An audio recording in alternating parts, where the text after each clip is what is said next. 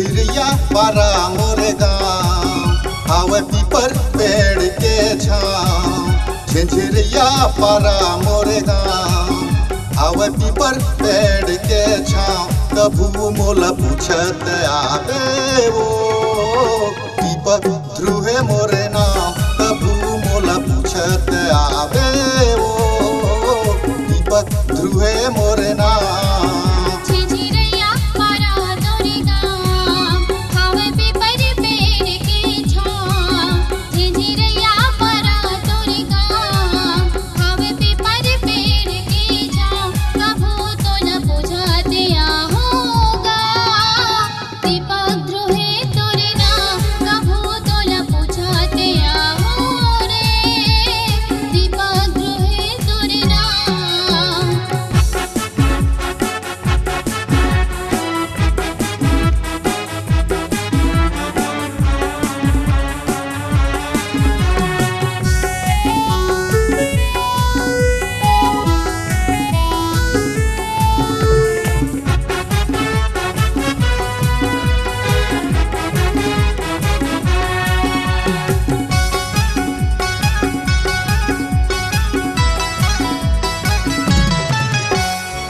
हम जन्म के मैं गरीब हा, खेती किसानी मोरे काम है।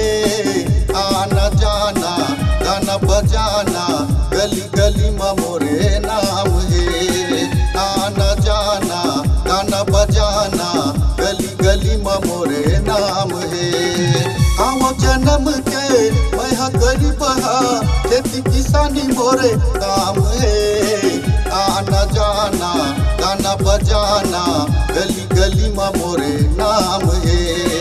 आना जाना गाना बजाना गली गली में मोरे नाम है। यहाँ बजरंग बली के पाँव आवे पीपर पेड़ के छाँव। यहाँ बजरंग बली के पाँव आवे पीपर पेड़ के छाँव। कभू तोला पूछत होगा दीपक ध्रुवे तोरे नाम। कभू तोला पूछत हो रे दीपक ध्रुवे तोरे नाम।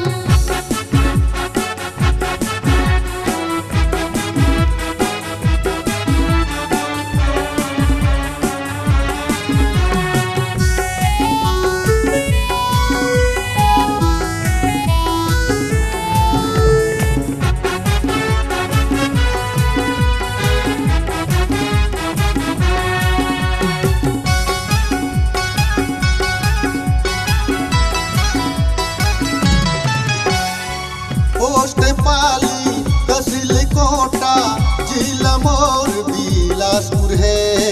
हर गहे बस्ती मोर छोटे पारा थाना मोर तखतपुर है। हर गहे बस्ती मोर छोटे पारा थाना मोर तखतपुर है। पोस्ट पाली तहसील कोटा जिला मोर बिलासपुर है। हर गहे बस्ती मोर छोटे पारा थाना मोर तखतपुर है। हर गहे बस्ती मोर छोटे पारा थाना मोर तखतपुर है।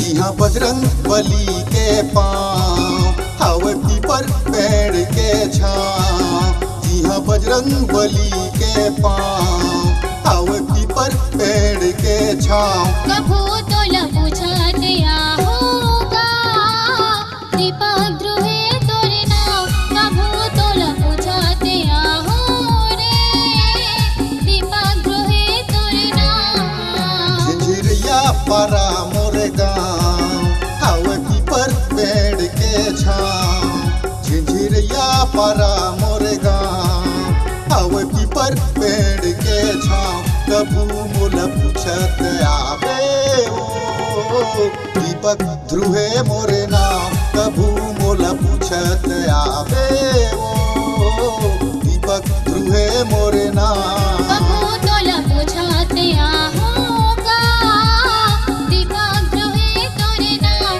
कभू मोला पूछत आवे ओ दीपक ध्रुवे मोरे नाम। आपकी अपनी आवाज को एक नई ऊंचाई तक ले जाने के लिए MM स्टूडियो बुधवारी बाजार कोरबा आपको एक सुनहरा अवसर प्रदान करता है। अगर आप छत्तीसगढ़ी लोकगीत, हिंदी गीत, कराओके गीत इत्यादि रिकॉर्डिंग कराना चाहते हैं तो हमसे संपर्क करें। हमारा मोबाइल नंबर है 9407700376 एवं 7000510832।